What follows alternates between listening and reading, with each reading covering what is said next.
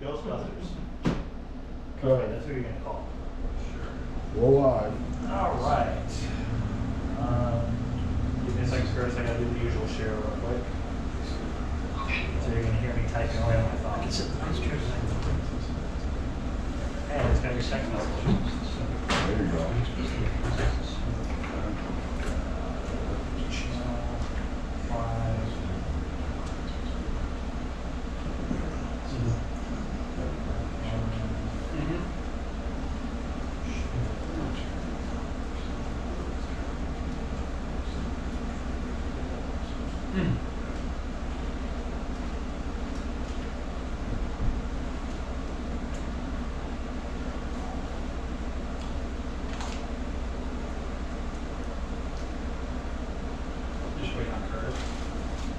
No, waiting for you to finish typing. I'm just Curtis sharing is- it. He's on the phone already. Yeah. Curtis will not be joining us in person, Oh, but he is on the phone. with us from Spirit, yeah. It's a beautiful North Conway right now. Yeah. Oh, how the hell does he get away with it? Well, Chrissy is raining, so it's really not that fun at I'm gonna zoom from the beach all. next He's the time. chauffeur. Chauffeur. Love how You you can said run the it. United States from the beach at Rehoboth, you can. All right. Go ahead and call this meeting to order. It is 5:03. And we are all live and all set up. Curtis, you're there? Yeah, so good. All right, so you're on the phone. Perfect. We will go ahead and start with board member comments. And we'll go ahead and start with Dick. Anything? Well, whose idea is signs on the common and public land? Because I can comment on it. I haven't commented on that. Oh. But if you want to comment, go for it. Well, my comment on it, and I recognize that it is an overwhelmingly litter-like collection. And however, in the political season, it has always been the policy in Troy to allow current political candidates to have their signs there. So, by the same token, someone who's no longer a political candidate, like Chuck Morse, his sign could go. Yep. And having received an email from Mr. Morse saying that, yes, you can remove my signs, see him. And that really should apply to anybody who's there who lost on if it was a primary, sign for the primary, they're out of the race, the signs should be taken out. I think they have until Friday after the primary run. Yeah, well, whatever. So, I don't know what your thinking was, but I think taking down the people who lost, yes, but I think people who are running, the Joyce Craigs and Kelly Ayots and that guy with the yellow hair and Paul Harris, they all should be allowed to have their signs there. That's my thoughts on it. As insofar as non-political signs, it has been our policy that either with the payment of a fee and completing an application, and I don't remember the last time we actually charged somebody the fee, but for a business or whatever, we have a form and they have to simply apply. Right. And then we would decide on whether we wanted to have the sign there or not. We haven't turned anybody down, but we have picked up a lot of signs of people who don't apply. Yep. I sent them all letters and gave them until last Thursday to grab. Yeah, Didn't hear from anybody until we already passed it and somebody wanted to get it. yeah. Oh, well. Curtis the needs one- for shooting practice. Yeah, the one entity that did apply was the Blueberry Farm, and we gave them a pass. And the other discussion we've had in the past was to have a preference for local businesses, Yeah. like the Blueberry Farm up on West End.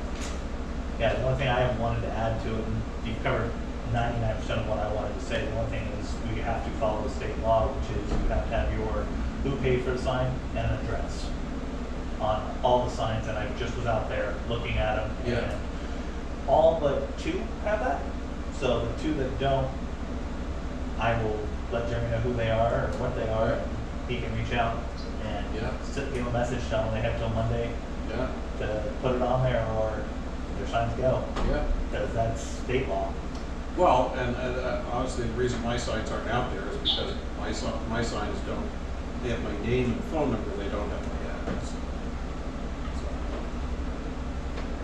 Would you guys, and just to elaborate on that more, you could put just a website on there, as long as on the front page of the website is the paid for by and the addresses. Yeah. It's been a fun political season.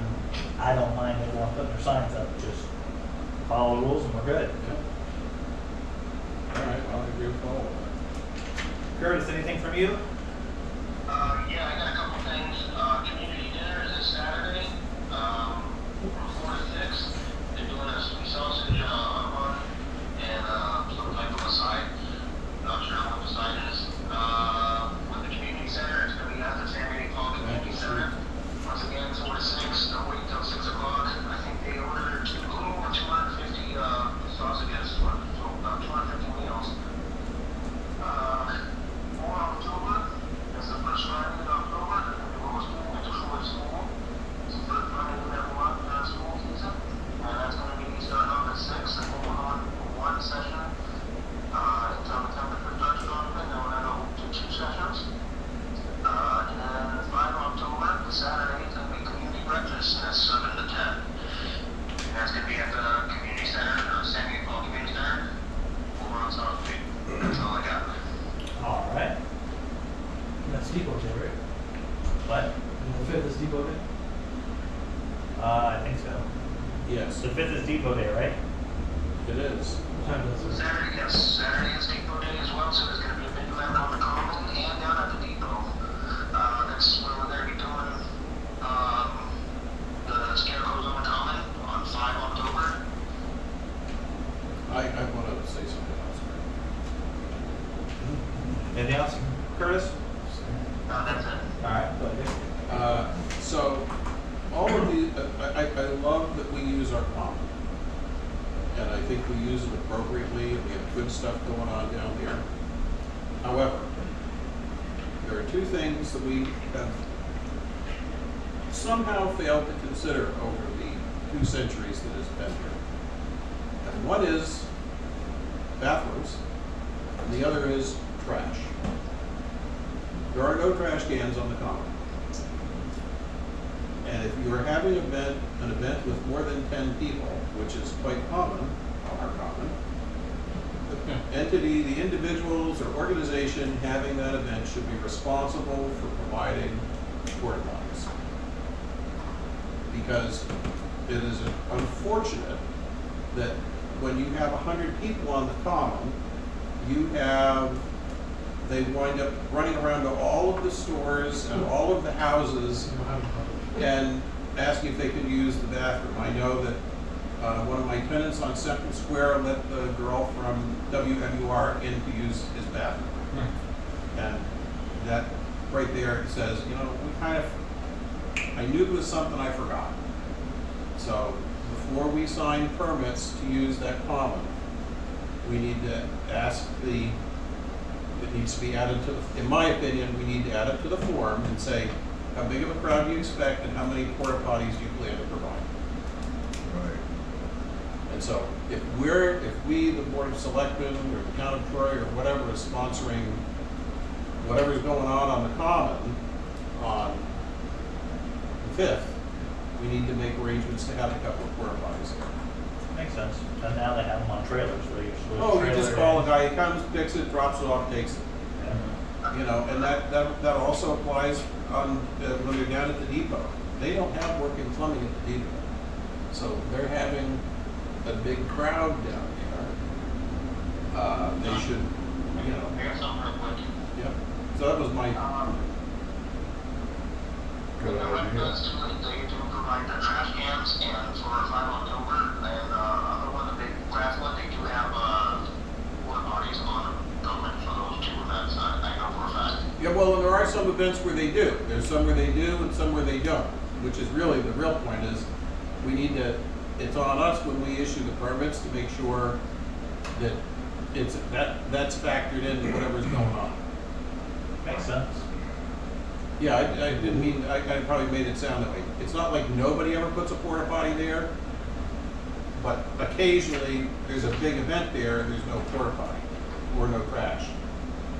So it just needs to be part of our procedure to. Curtis, do you know, do we have enough for the 5th, like for the common and the depot, or do we need to? I'm not gonna be around on the 5th, no. Well, do you know- I know that there's gonna be porta potties and there's gonna be, trash cans on the wreck. Up on the common. On the common, yes. Right, so we need to talk to Kim and see what the arrangements are down at the depot. Correct. I mean, it's not a big expense, it's not a bad thing, we just need to think this through a little bit. Otherwise, people will leave, use the bathroom, and come back to it and all that. Should have to worry about that. It's rude. Makes sense. All right, anything else, gentlemen? No. I got nothing on that. All right, so we'll jump into public comment. Got lots of public here. They're just here for the show. Some are. Well, I'll just say, you know, I think that makes sense. You know, the porta potties and the trash cans, absolutely, thanks, Dick. Yeah, no, I It's just, what, one porta potty to 25 people or something like that? something like that, I mean, Yeah.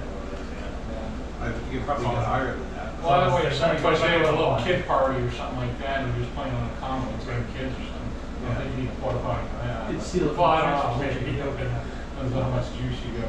Yeah, yeah, I think, you know, 0 porta potties for 200 people, whatever, that seems like the wrong number. Yeah, next year's bathrooms down at the, Common sense, right? Yeah. How many does it take to get to the top of the room? That's how many you need per people. Well, porta potty people can tell you that, Yeah. sure. I'm trying to remember, were they there for Memorial ceremony this year or not? Were they missing? No. They weren't there, were they? I don't remember that. So it's been one of those things, you know, Probably none of the businesses have public restroom. none of them do. well, Pretty common here. Dollar General. Well, and you can go to the deli, but you have to buy something. Hey, that's a good racket. You gotta buy something. You gotta buy a soda. What's the cheapest thing you got? You buy a cup of coffee, you go in, you de-coffee, then you re-coffee up. 25 cents to get in the stall? Yeah. 50 cents to get out of it. Well, actually, bringing up how much it costs for stalls, in some countries, they have public bathrooms, but you have to pay for it. Hey, Yeah, yeah, I've been in some of those. Yeah. Yeah. I just had one more thought about that. Would the length of time play a role? Like, say you're only gonna have an event like the other night that was only an hour and a half long. I think it's a number of people, Scott, more Yeah. than, Yeah. you could have 10 people there, but if they all have to go at the same time, Yeah, I think Okay. yeah, you gotta factor that in. yeah, Just something to add to the, yeah. It's just what we're approving is, it should be on the floor. yeah, so then put it on the form and put it there and like purchase your porta potties. Yeah, but you rent them. Yeah. I mean, I don't mean to be a crank about it, just, you know, and it's a judgment call. When we look at these, we can figure out what's going to be right. Makes sense. All right, sir. How can we help you? I was just gonna make a comment on property that's behind my house. It's 162 Marlborough Road. Are they on the agenda elsewhere, or is it all public? If they wanna go first, it's all right with me. I just No, I'm just asking TJ. I'm just here to listen and make some comments, but No, they're not on there. I don't have anything specific to say to you guys, to myself, but. So what's happening on that there? Because they're not on our. That's what I'm here to find out. What is happening there? Well, Mr. Parker's here. He owns 162. I've dug in deep into it and spoke with Brad and Pat Hunter about that piece of property, because they own, it was 3 parcels. they merged one piece with one piece and then sold the other piece with the house and everything. So I was on the phone with her for about an hour and a half yesterday, but then I also sent a bunch of paperwork over to Jeremy.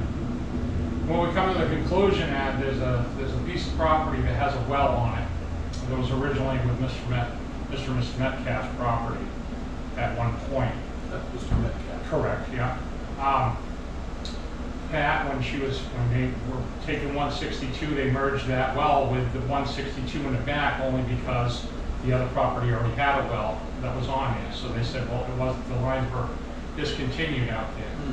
When the quitclaim deed was filed by Pat Hunter, apparently something got mixed up where it didn't take out the right of way that the Metcalfs have for that piece of property.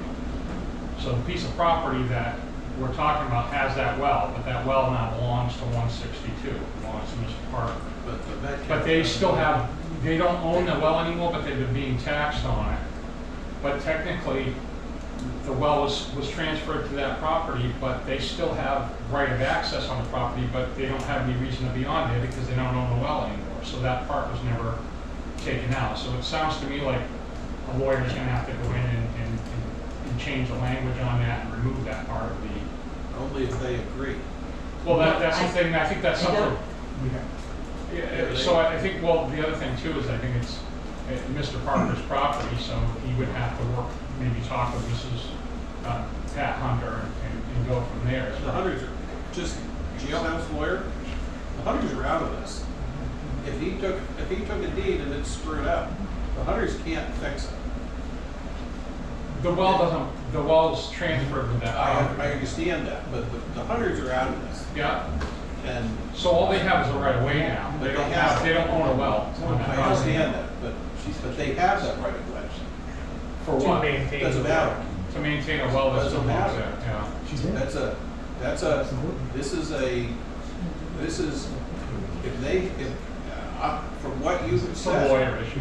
Yeah, there's nothing here for the select board to sort out, No, other than they don't own a well that they're being taxed on. correct, and that's why I think if it's found that they don't own a well anymore, then for however many years this quitclaim was done, they would be probably seeking an abatement for being, charged. Well, with that's tax. fine, that's a different issue. Yeah, exactly. But But I definitely, the paperwork that she sent me, she actually sent me another piece I could send over to Jeremy, was the original deed for the property that, The problem- Metcalf's on it. It's not a problem for the select board to sort out, other than if they're being taxed for a well that they don't own. Mhm. That's where our job ends in this room. Mhm. If he doesn't like the fact that they have a right of way on his property, that's called get a lawyer and go to Superior Court. He may make a great case, but that's Yeah, it's got that's nothing to not do with our, town, I explained that's that. not our issue. Yeah. I just looked into it and I found the answers that I was looking for. I mean, not the Yeah. answer that I was looking for, but I understand it more and based on all the material that I have, because as code enforcement, I'm trying to enforce the problem that we've been having between the three neighbors living amongst each other. There's issues with the river and all that stuff there, but also what Mr. Parker would like to build there, he does have plans showing a septic system design and a house and everything, but I think the well thing and the whole trespassing thing is something we need to start on first. They need to work those issues out first. Who's trespassing? Well, so the Metcalfs are going onto that property, he has a no trespassing sign. They Yeah, but they technically have have right right by the paperwork, but it was for accessing the well. It doesn't matter. Yeah, it doesn't matter, that's just. I get it, that's what I'm saying, then that's where the issue lies. Yeah. That's the first part that needs to be taken care of first. If I have a right of way over your property Yeah, and I go on it just because I feel like it, that's not trespassing. He or whoever closed it for him did sloppy legal work. It's not their yeah, I fault. think it was Hunter that. They closed it Made a themselves. mistake, they did it with a lawyer, and did it with a real estate agent, didn't do it properly. They did half the job and didn't finish it, and so it's causing a problem amongst the neighbors. It's only, creating a problem with Mr. Foster, Parker. Yeah. creating a problem with Mr. Parker, because he got less than he bargained for. So I got more than I bargained for, actually. Been harassed since I bought the property. And that's why there's criminal no trespass orders, so that they can't come on the property, because of the way they conducted themselves the day that I met them. So that's why it's illegal. These are not issues for the select board. No, the one issue about the select board though is the barn that he wanted to build. According to the plan, if he'd like, because people are allowed to do what they want with their land, he has a design to do a house and a septic system over there based on the flood zone areas and everything. If he decides that he wants to build a house over there, then he has that right, so he has a right to move forward with that and take care of that deed issue. So all I'm saying is based on code enforcement issues, other than the farm animal issue that he has over there, which he's addressing, I asked him to do it last week, he's doing it. DES already said that they've been out there, they sent, I got the paperwork showing that they were out there, but they didn't see any issues that required their further involvement in it. But I told him that the animals are still too close to the river, so he's doing what I asked him to do, he's moving the animals away. So at this point, I think if he wants to go forward with this and change it from a barn into maybe building a house or a residence there, he needs to address the well issue first, and that's really on the two abutters that are having a problem, him and Metcalf. And then that's gonna be a legal issue. Yeah, that's nothing to do with the town, correct? Yeah. Yeah. I just wanted to bring you guys up, you know, Yeah, what the problem was, and so. And I'm not trying to take sides. I'm just going by the information that was given to me, and just trying to sort it out so that way It's messy. it's messy, and I think it's really why a lawyer should have been involved in the first place. Things would have been, you know, a little bit clearer, I would assume. Go ahead. I can go now?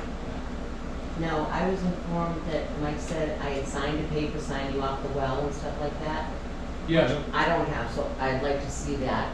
I suppose that's. that was that one of the strip of land. Remember, it was like so many feet from the north, 114 feet, whatever. That was the land that the well sits on. That's the piece that was the quick claim deed. I also have the confirmatory quick claim deed from July 5th, 2018, stating I have .22 acres over there, which I do pay taxes on since 2018. Correct. And the well is included in that. So We also have a title transfer. I also have title Oh, yeah, transfer, property. and I've gone to the Keene Registry of Deeds, and they have told me multiple times that this is what's in there, that I do own that part of land.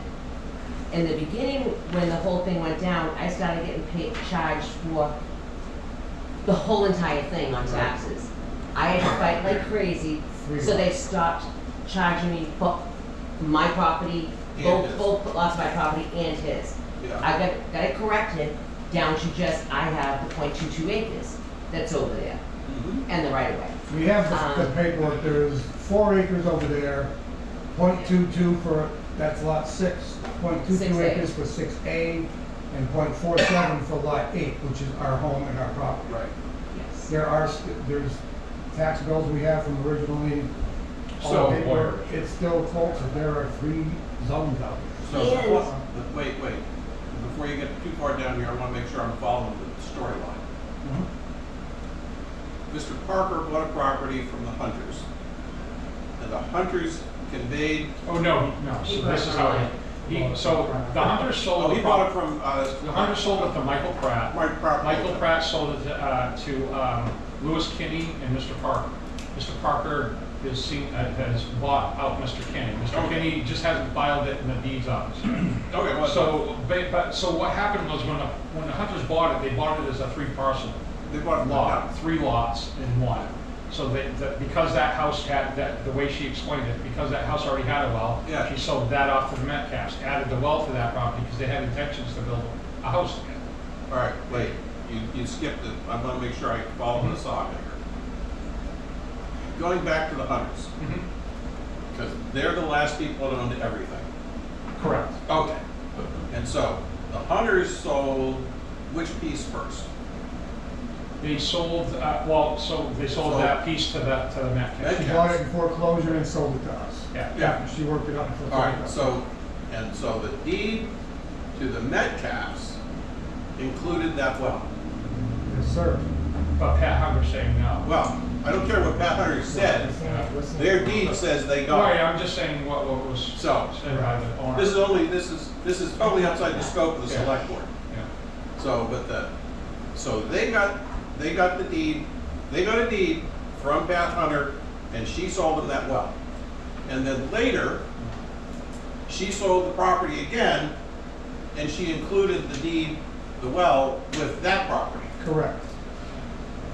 Yeah, I don't think that's the way, that's not the way she explained it to me. Well, yeah, but that's what their deed says. That's what everything's saying, yeah, I'm just saying, Yeah. it's still got nothing to do with us, they need to hire Right. a lawyer New Hampshire is to what's called- define, to So- make sure that, and if it is, then it needs to be, New Hampshire is what's called a rush jurisdiction. yeah. So if I commit fraud and I sell you a house, Yeah. and then I sell you a house, Mhm. and I sell you the house at 11 o'clock and you the house at 12 o'clock, but he goes to the deed, and he goes to the registry and records it at 12:30, and you don't get there till 4 o'clock, he owns it and you get to sue me. Just saying. Yeah, Either way, this isn't, so, it's a cluster out. well, so there's no abatement coming to you because you own it. That's what I keep saying. Thank you. The only problem started when it was sold. Everything was fine till it was sold. Right, Okay. their deed description is, Well, they need to prove that Pat and Well, Brad they- sold the property, well, as a fraud issue. their deed, he's the one who's Or got Mr. the problem. They don't have a problem, they have the older deed, and it includes that parcel. But is that for us to decide? No, they've got the deed, that's their proof. Your deed, your property. What about this quick claim deed for the well where it came? He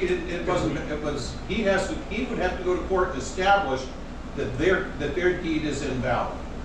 How would they say mine's not invalid? Theirs is invalid. We've been there since 2018. Because they're old, you have to sort out. That was they have a original. deed. 2015. Yeah, they're. Because that's- originally that was the well for that house. Well, it'll be appointed. Well, it doesn't, and it's not a select board issue. Yeah, no, I have to go to court. Yeah, Yeah, and that's where it is. All this is gonna be settled in court. yeah.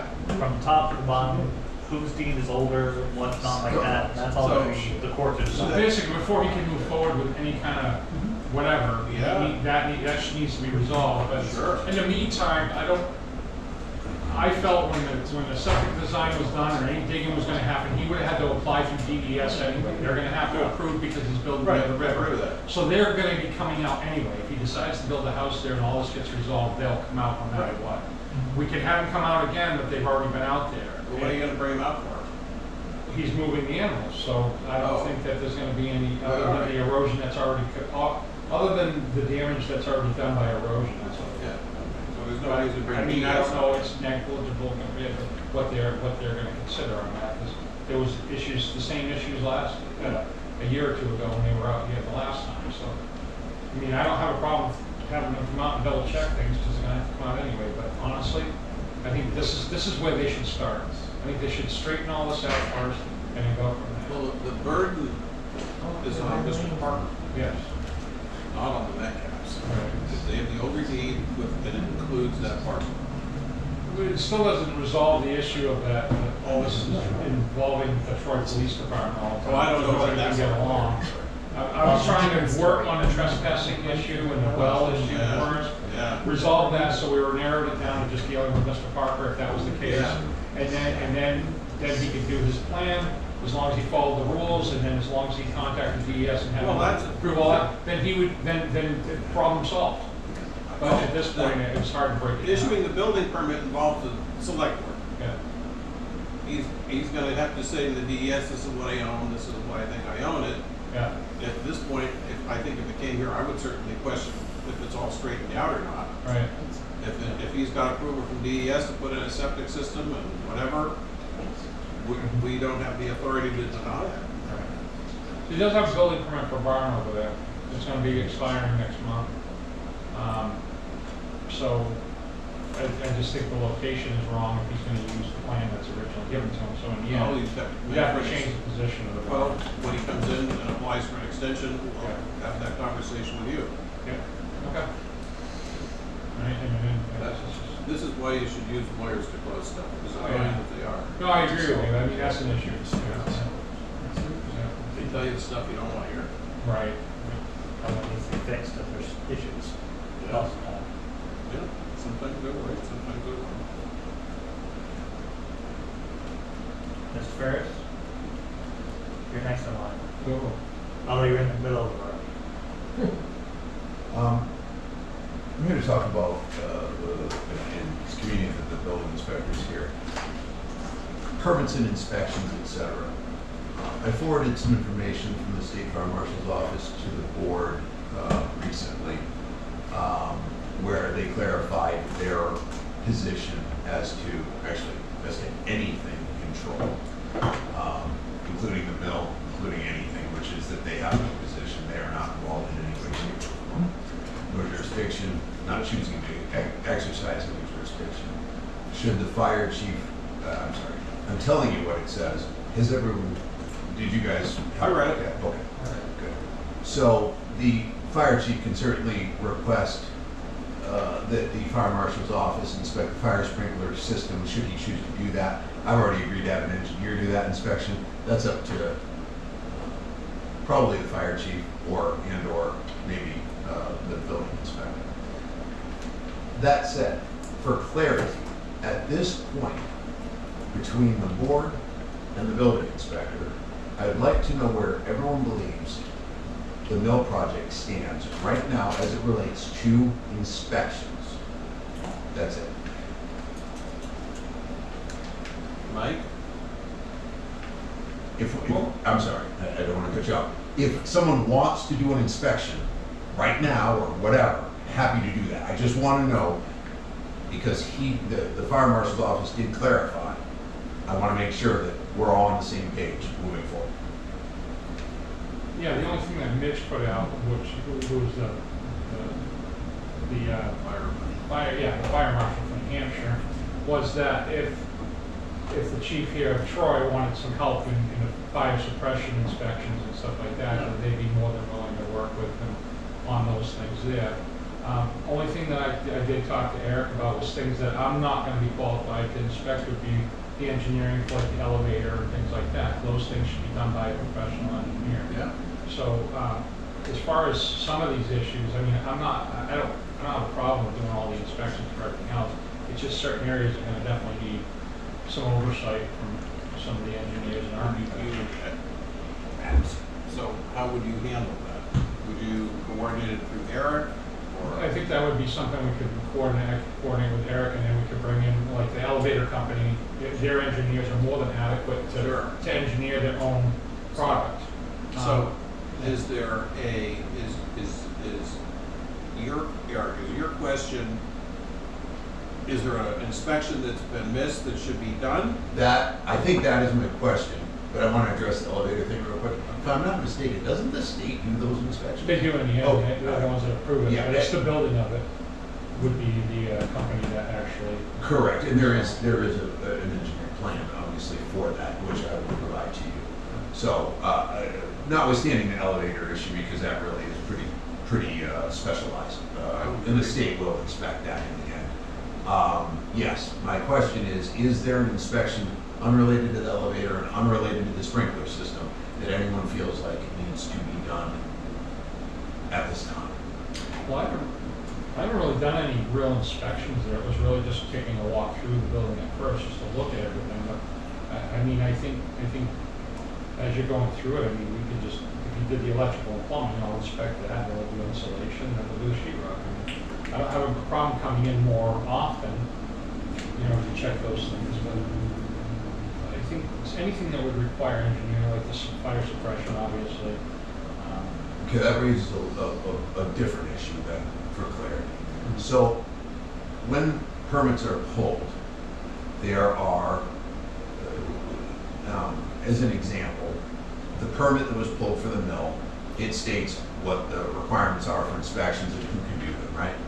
Now, that is subsequently changed as of, I think, Article 34 from town meeting, right? Now, and then you have a building inspector.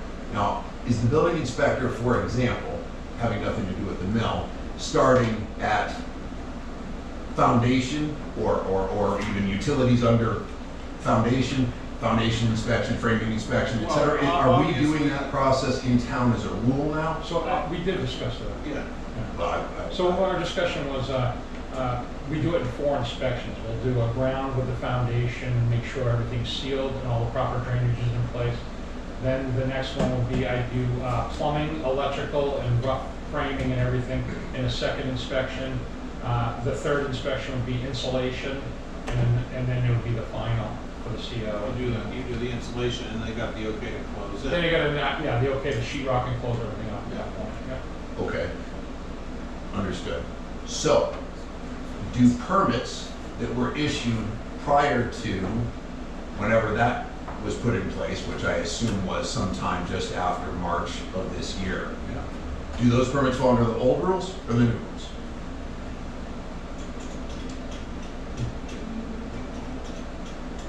I guess my opinion would be that if you have It is all and current and newly permitted, according to the article. what's it say? I'm sorry, repeat that? It is to inspect all newly permitted construction renovation projects, as well as all current construction renovation projects that have received a building permit with a specific stipulation requiring inspections.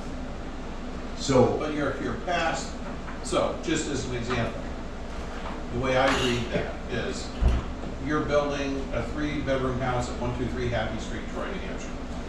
And Does it happen? He likes them. and you poured the footings, framed the house, insulated it, and sheetrocked. And March 12th, or whatever it was, comes around, and now that rule comes into play. So whatever isn't done of that project is subject to that rule. the new rules apply as of the date of the change. Right, but So anything done up to that point is what it is, and then the new stuff Right. becomes. It's not, okay, we Right. now need you to take the Okay. building down That makes because sense. we want to check. Right, the footage. I That makes explained no that sense. to you guys when I came on, was Yeah. I didn't feel comfortable in COing a building that I didn't see. Because basically, when I signed on the Right. CO, it's saying that I said the foundation, that and all the framing and everything else was up to code, and I don't know that because I don't see it, but at that point, it was too late. So I think the way we're handling it was, we're gonna see out anything that was already old at that point, and then anything new, we're If gonna it was follow the new completed, rules right. to do the 4 inspections. Right. And that But way if I it's can like feel this- comfortable. But if it's not completed to the point of it's Wherever the basically, pickup is, wherever it was on that day that it Yeah. passed town meeting. so if I went and I bought a place and I had we'll use your building permit for example, you've had a building permit for a bar. You've had it since last year before this went into effect, but you haven't started building it yet. Since he hasn't started building it yet, all the inspections are required. Well, technically, he did start the building, if that matters. But wherever he- But it's like where he's at in the process. Oh, yeah. If he already had the beams in the ground and the concrete slab poured, you go from that point on. Yeah. It's as of March, Right. whenever this was voted in. And I'm fine with that, That's because the what we other want. ones, if people aren't, if they're only at the halfway point, then I'd like to see everything from that point forward, yeah. Right. Yeah, And so and by that's the same basically where we're token, going. if he pulled a building permit on February 1st Mhm. and didn't start the groundwork until May 15th, quite possible, all of those rules apply to him. Right. So if somebody, say, put utilities in and poured slabs a month ago, those would have need to have been inspected before Correct. the slabs were poured, right? Right. Okay, good. I understand. And that all makes sense to me. I think that's the correct reading of the rule. Well, that was That's- voted on at town meeting. Yeah. People I've been don't know. holding everybody to the same standards. I mean, No. there's another issue I just brought to Jeremy's attention of the cease and desist, I'm sure we'll talk about it later.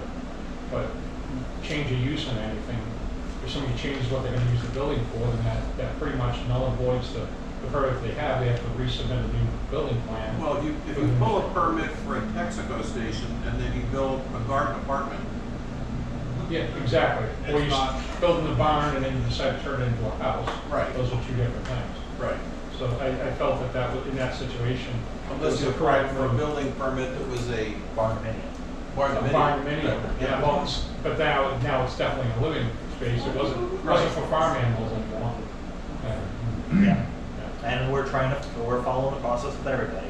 No one's getting away with anything, so Well, that's the way I Good for looked the goose at is it. I good know for it's the gonna gander. ruffle some feathers, but I think in the long run, I gotta hold everybody to the same set of rules, or people could say, well, how come you letting, People how come go- you letting him get away with it and you're busting on the other guy? Well, consistency, the other issue has generally been in Troy, it's not so much related to the individual as it's related to the, one day we inspect this, the next day we don't inspect this, we inspect that. So you don't necessarily know.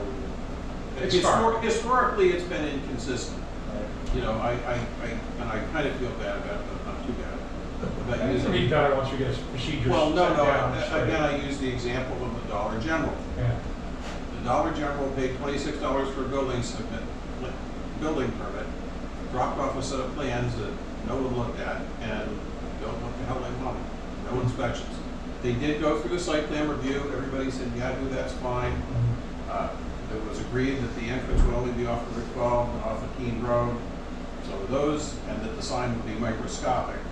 And then, other than that, there were never any inspections done here. All right. I trust that, I hope that the nice people at Dollar General felt that they wanted to build a good enough building to cover their multi-million-dollar investment. But Yeah, the procedures are a little off. I mean, we've dealt with them in code enforcement, Yeah, but I think but- in the end, Yeah. I'm getting through to it, and I seem like I resolved it. But, yeah, so it's really a management issue, though. Just one other clarification while we're having this discussion. On the permit, there's under building permit fees and information. Number one, major requirements for permits. You guys familiar with the section? I'm Yeah. talking about? A, zoning ordinance requirements must be met. B, must have state permit for septic, approved driveways, C, et cetera, et cetera. Are these items all housed in the file for the permit, if you will? well, that's an interesting question too. The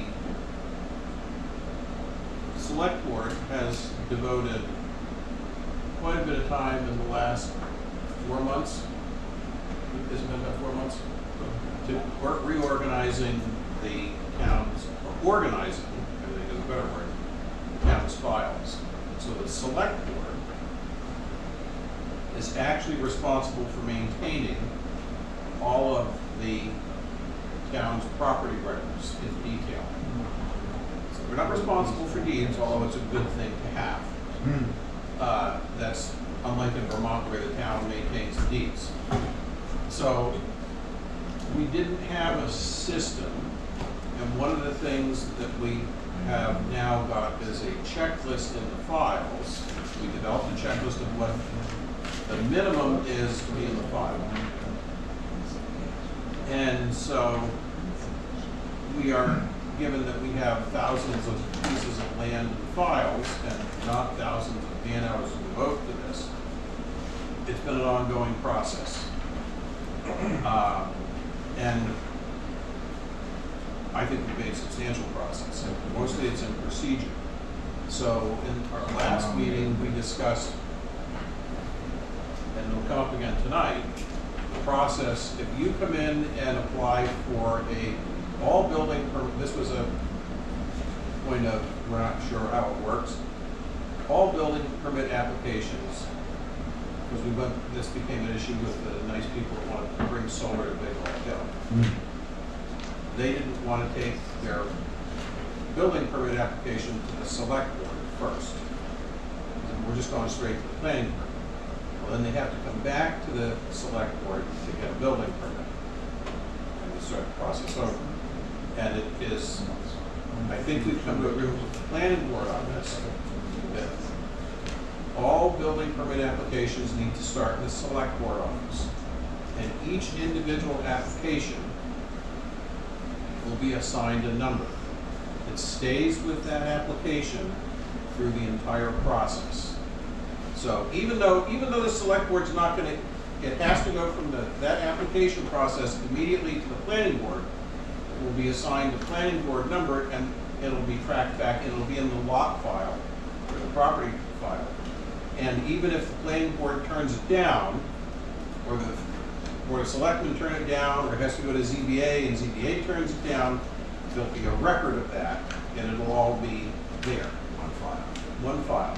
That's the idea. That's Currently, how- the current arrangement is, there's property cards, the selectmen have property cards on everything. And then we have other stuff. And then the ZBA has pretty good files on the stuff that they've had hearings on. And the planning board has pretty good files on stuff they have hearings on, unless you filed like a subdivision plat or something, in which case it might be in that cabinet, or it could be in the one upstairs on the back of the stage. And the way it's indexed is by you start at the top drawer, you open it, you look for everything in that drawer, then you go to the next drawer, you go to the next drawer, until you find it, and then if you don't find it, So you put a tracking mechanism Yes. so that I we're trying to tie it all back together so that if you come in for a building permit to put solar on Bigelow Hill Road, it's got a number that can be tracked based on what is assigned out of the selectman's office. It goes to the planning board when they approve it or reject it or whatever they do with it, and there's a plan involved with it that's submitted. That permanently stays with the file, and when it's in the file, we can say, because it's a big plan, it's in drawer 3 of cabinet 2, and it's indexed, and so I can theoretically open the file in the selectman's office and say, oh, there's a plan over in drawer 3, file 2. Here it is. And that's how 1A, which is all zoning ordinance requirements must be met, that's how that, you ensure that happens, is through that tracking mechanism. We're working on that. We're actively working on putting that in place. Who's responsible, using 1A as an example, all zoning ordinance requirements must be met? Is that the applicant that is responsible for ensuring that? It seems to be what you're saying here. Or is that somebody else? Say, answer, what was the question again? So, on the building permit application, Yeah. there's the sign off that says, the applicant's signature, I certify the applicant of the permit, I'm the owner, Right. I hereby. I'm responsible to ensure all construction and other work be completed according with federal, state, and local laws, code, and local ordinances, including and not limited to the state building code, et cetera, et cetera. Right. And so when if keeping it a very simple scenario, Mrs. Gajewski has a 2-acre lot. It's 220 feet by 440 feet. And she has a 3-bedroom house on that lot, all within, and it's in the village district. That lot doesn't even exist, we'll just say that. And she's always wanted a 2-car garage. And she comes in for a building permit for a 2-car garage, and she gives us a set of plans for the garage, and it's 15 feet off her property line on one side, 130 feet off her property line on the other, and 300 feet from the back property line. She is completely within the zoning, and the select board normally will issue that permit on the night it appears, given that she's answered all those questions. Okay. But if it is. But that's her certification, you guys are sort of Well, she's accepting. given us a plan. Right. And so if she does, then you're back to code enforcement. If she gives us a plan that says she's gonna build it 50 feet from her property line, and she builds it right on the property line, Then it's code enforcement. that's code enforcement. Okay. All right. And then as you were reading, if you read a little bit farther down, it says that the applicant is also supposed to make sure that all inspections are done as well. Yeah. Right, so the burden's on them. To If call. they don't call, if they don't call him for a close-in inspection, and they just wire it, insulate it, and sheetrock it because they had the day off, that's not his problem, that's not our problem. They can take the sheetrock down. Right. Okay. Well, the only other thing I have a problem, I think, is when I get to these, I don't have a plan, and then when I get there, it's not up to speed. So they got approved for a permit that the plan either is non-existent or it doesn't meet the code. So how do we handle that situation? Am I gonna force them to Well, rip it, especially a homeowner that might not know anything about the code? well, they didn't meet the code because they didn't call you for inspections? Well, no, when I get the building permits, I don't get any plans from anybody. So I'm looking at it, I'm looking at it green, basically, looking at Well, what they they should- did. But if I see something that's a major screw up, which I found before, Yeah, sure. and I don't have any plans to refer to see where the problem was made, because if the guy showed it on a plan showing it was wrong on the plan, that should have been caught right in the beginning before that permit was issued. I agree with that. Yeah. So, Well, So I guess after, if you guys go ahead and approve it, then before they actually start building, I probably should look at the plan and make sure. if there's no plans attached, question. which usually we get ones that have full plans attached. Sometimes, Other yeah, I've had a we few. get 2 pages where it's not, Yeah. this is not, but I'm using it as an example. Sometimes it is a simple thing like, hey, I'm gonna build a barn, and they draw it up on a napkin. Well, it's mostly homeowners that don't understand the building, they do a rough drawing, but when they actually build it, it doesn't follow. I mean, They don't I ran into one follow, they don't problem. follow their plans. Yeah, well, I mean, but their plan didn't really have a lot of detail on it. I mean, short of pulling out crayons and stuff, I don't know how.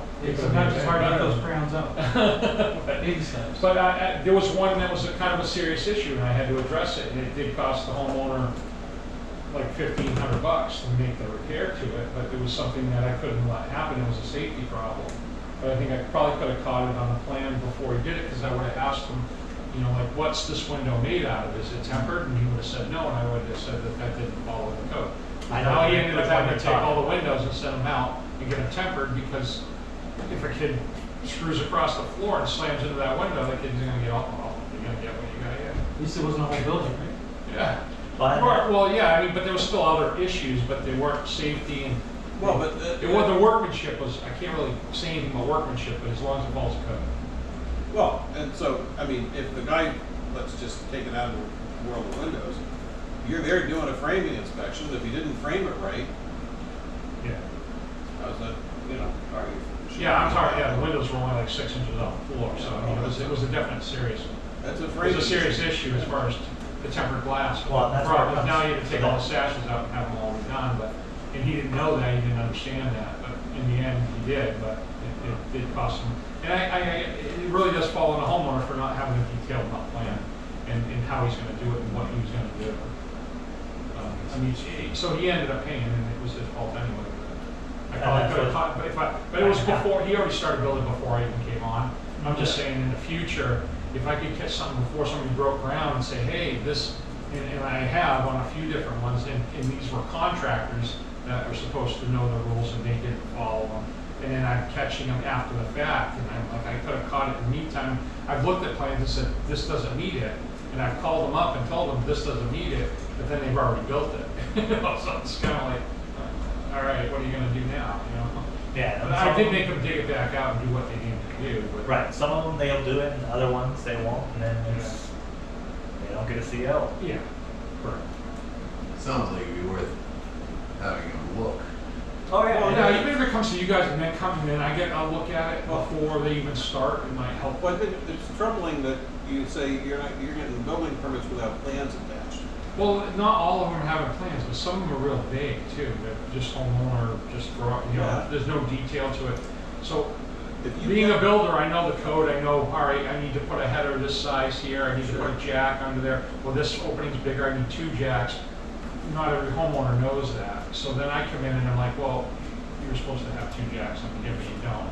And your header's undersized. But if they actually drew it out and showed the header, and if I don't have that information, I can say, hey, what's the makeup of the window? Is it a bedroom space? Is it fire egressable? Those things can save these people a lot of time and money. down Well, the I road. think when you get the inspection, whatever they've got for plans, Yeah, I think, and you look at them, I think that's the time you say to them, hey, Mr. Kajewski, I want to come by and talk to you about what you're doing Yeah. before you wail away on it. right. Yeah, so I guess we just have to create a procedure to make sure that Yeah. when you approve it, once you approve it, then Jeremy can send it to me and I'll be able to see anything Right. before they really even start breaking Well, ground. it's- Just from this point forward, I know we're not gonna be able to, it's gonna be kind of a mess from everything back, but, and let's just finish everything out and then from this point forward, let's just have a procedure.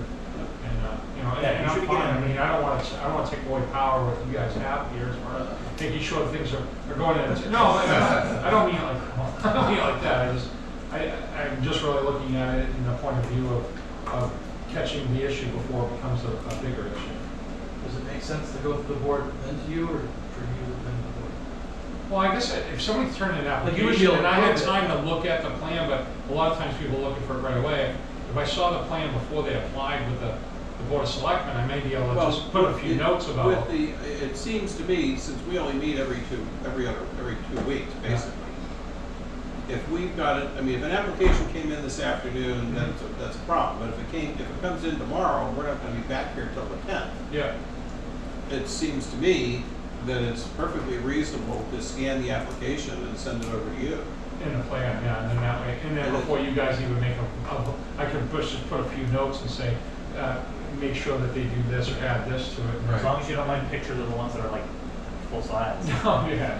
Well, most of you can get those as PDFs, or, you know. Well, somebody that's Sometimes. doing that, they're spending money to have a plan done, they're already paying an architect that Yeah. already knows what they're doing. You can send them It's the electronically. ones that are on the little napkin size ones that, you know, they just draw a little house and they put bedroom, kitchen, and stuff like that, and they don't give any detail on it at all. And then, you Yeah, know, but you'd be surprised how hard it is to get that sometimes, too. I'm dealing with it with a business over in Winchester, so I get it. I mean, even those guys, you know, those guys don't want to follow the rules either. So, I mean, you know, but you gotta make them do it, or in the long run, it's either the town comes and shuts you down, or I mean, the application tells you you gotta do it, but nobody reads it. nobody's following It through. goes back to how far down the road you want to go, Mr. Home Builder, before you want to take everything down and start over again. Yeah. You're better off to sort this stuff out. Well, that was kind of like the issue with the stop work order that I did the other day, the cease and desist. I was trying to step on anybody's toes, but obviously I don't want the person to keep going forward without the proper required information. It's going to need and a new building permit application. Makes sense. To that end, related specifically to my thing, I'd like to suggest that, you know, the building inspector can agree or not, that he comes over sometime in the next few days. As you guys know, on that end of the building, the work's been done since December. Yeah. So, and on the other end, it's only demolition. So, go through the building with the building inspector so that he knows exactly where things stand now, so that any future just as you outlined earlier, Right. any future inspections are done however he tells me he wants them to be done. Right. Is that a reasonable approach? I think I just want to draw a line in the sand. I think That's all. I don't that's- have more. exactly the way to do it. Okay, so. I guess I don't have a problem going forward with Eric and working with him. If there's certain areas that need engineering or an architect involved, then we'll Well, just so say, the only "Okay, we thing, need a little bit more we're information." saying here now is you guys schedule an appointment, make a date, and go through and walk through that. I'll call, or I'll send an email to the Sure. office and we can arrange that. I didn't want to let it get, again, knowing that we're not actually working over there in that area makes it less relevant, but, I just want to. Better to sort it out now. Correct. That does bring up another question about mobile homes and the setting of mobile homes. I'm assuming that the mobile homes that are being set in town are being set by a mobile home installer that has a license to do that. So on the other hand, though, how do we handle, say there's an old mobile home there, I know how I handle it in Winchester, and you're putting a new mobile home in place. We usually take down the serial number of the old mobile home so that way the tax card can be changed and remove the old mobile home and then add on the new mobile home. The other thing too, though, is with all this water and sewer issues, is there a difference if somebody's replacing a 2-bedroom mobile home with a 3-bedroom mobile home? That should be reported to the water and sewer department. The water and sewer department should have to submit a full building, So I full guess plans as well. we gotta find out what was there originally that was removed. Wouldn't it come up in on the property card? Well, that's what he's saying, though. If we pull out a 2-bedroom and there's a 3-bedroom put in, you're adding an extra bedroom, which hits the system. It hits That the water should- system, What so if that's you- another What one. if you pull out like a trailer that was a 2-bedroom now, but was originally 3 bedrooms, but they pulled out the wall between the little 7 by 9 bedroom? It'd be based on when it I was mean, counted. we probably never had that happen, but Right. That would be something that needs to go to the water and sewer department, because any additional bedrooms, Yeah. it needs to go through them. And currently, according to with what I keep getting told, we're over 80% capacity, so all all additional units, all additional things added onto the system have to be sent with plans to Right. DES for approval. So I have a form in Winchester, I don't mind sending over to Jeremy, and the form basically says, all right, what's the serial number of this old mobile home? Where is it going? Is it being hauled out in one piece, and where is it going? Because we don't allow them to be moved on to other property in town. You're only allowed to go to mobile home parks until whatever the state passes the laws that are gonna change all kinds of stuff there. But then the thing is, to say they demo it, if they say they demo it and throw it in dumpsters and haul it away, we still don't know what that serial number is. I don't know, does that matter to you guys, the serial number of the old mobile home to stop the tax card for that mobile home and then start up for a new one? I think it matters for the property owner. Yeah, so they're not getting charged full for it too. Well, I would We've also. run into that issue where people come in and they're like, I'm paying on my old mobile home and my new one. Well, did you file the serial number to say so we could remove it from the tax card? Well- And they didn't, so it's kind of like, I'm just trying to say, if we No, try to streamline I that. agree with that. The part that concerns me is when the old mobile home leaves, I don't care where it goes. You don't care if it gets dumped on so-and-so's property up there or anything like that? Like, Well, the is it- trailers is and it- everything is it- dumped everywhere? I mean, what, Is so it what's stored there for further retail use or is somebody living in it? Right, Well, but I mean, do you want somebody to throw this thing in their front yard? I mean, there's a lot of backgrounds here in town. And if they get a hold of a mobile home saying, I'd love to have that, you guys don't allow mobile homes in every right spot in town, so the way we stop that in Winchester is to say, you need to have it hauled to a proper facility or somewhere not on somebody else's property in town, and needs to go either to like, they got like Rick's or something like that out in Winchester. That comes Yeah, to Rick's, pick them up. yes. He pulls them all over there. But then there's always a form that they fill out when they're doing it, and it's something when somebody comes in to pull a building permit to put a new mobile home in, I make them fill out that form, and then I said, okay, well, are you gonna do a demolition permit, or are you just having it hauled away? So they can either fill out on the form, they get it hauled away, or they can fill out a demo permit and bring in dumpsters, but then they're gonna pay for a demo permit to haul that away. Well, in our current stance is it's a demo permit, not one. You're hauling it away, it's still gotta be demo permitted out. It's off of our tax roll. Okay, so whether it's hauled out in one piece or hauled out in dumpsters, it's still considered Demo a permit. demo permit? Okay. Yeah. Yeah. Well, that's different from us over there, so. Right, it's kinda but we like- also, I as get it. stated, we don't allow them on anywhere else but the trailer parks currently. So they can't go to, You 1, guys 2, do 3 know Happy about the Street. new, you do know about the new laws coming through with New Yes. Hampshire approving, okay. I know that we're working through the zoning board of issues over there, and you guys are probably gonna have to do the same thing here. yeah, the zoning board, or the planning board's aware of it, and it's in the process. Trust me, of I've being- got every mobile home dealer in the area banging on my door saying, when can we start mobile homes, where we want? Yeah, it's That's a, not what it's the law says. ongoing. No, I get it, it's just, that's what they're still bugging, it doesn't matter what the law says. No, they always do, that's just how it is. Yeah. Oh, but the Winchester did define mobile homes and modular homes. Modular not being on a chassis with the wheels and everything. I think. the Those are planning allowed board- anywhere, but as long as it I has think the planning wheels. board did that as well. So, but yeah, we just not sure defined if the that difference between defined. mobile and modular, so that way, and I think they were planning this because they knew about it coming through, so Well, they're that gonna say. definition has been around for a long time. Yeah. State has a definition. Yeah, Yeah. yeah, that's what we always use. But I know some people were like, oh, what's the difference? It's like, Yeah, well, one would be. how do you want me to explain it, or how would you like Joe Blow from Kokomo to explain it? Really? Yeah. So we can kind of agree on a procedure then, so he gets a building application, it's okay for him to just send over a copy of the application along with Why it. not? Yeah, And that way I'll just it's keep not a the same file, and when he calls or tells me and sends me like a, so-and-so needs an inspection, I can just pull it out of my file, go over there, and in the end, we talked about, if I'm okay with it, I'll sign code enforcement and building inspector spot, but if it still requires a driveway and a fire chief and all that, I would just say the town doesn't release the CO until all the other signatures are there. I'm just saying, my part's all set. Yeah, and Because that's we how it ran should into be. that issue before. Yeah. I signed it, and then it's the CO's issued, but he didn't take care of the road issue and all that. So Right, and I that's don't want what that we to have. happen again. Because So- it's supposed to be both the builder and the copy that we have Yeah. are signed by everyone. That's And what how I'm it's saying. supposed So to if it's only my signatures, I'm kind of telling Jeremy, don't release the CO until everybody's signature's on that, and I think we've already talked about Yeah. that. Because I just don't want to step on your toes and say, yeah, this guy's all set, CO, send it out, and then all of a sudden he didn't do something that you guys, expected him to. Yeah, we've already established that. So that works out better that way. Okay. Yeah. And if I find anything that seems like it has an issue, I'll put a note, and then I'll send it back to Jeremy, and then when you guys meet with the permit application, you'll have a few things that you can say, oh, okay, well, this needs to be done, this needs to be done too, you know? And then whatever you guys want to throw on top of that that need to be done, then at least they'll know at that point. Sounds good. Wait. Anything else for you, sir? No, good for now. Yeah. Okay. So- So, your for your permit, sir? Go. I've kind of figured. Cable's out.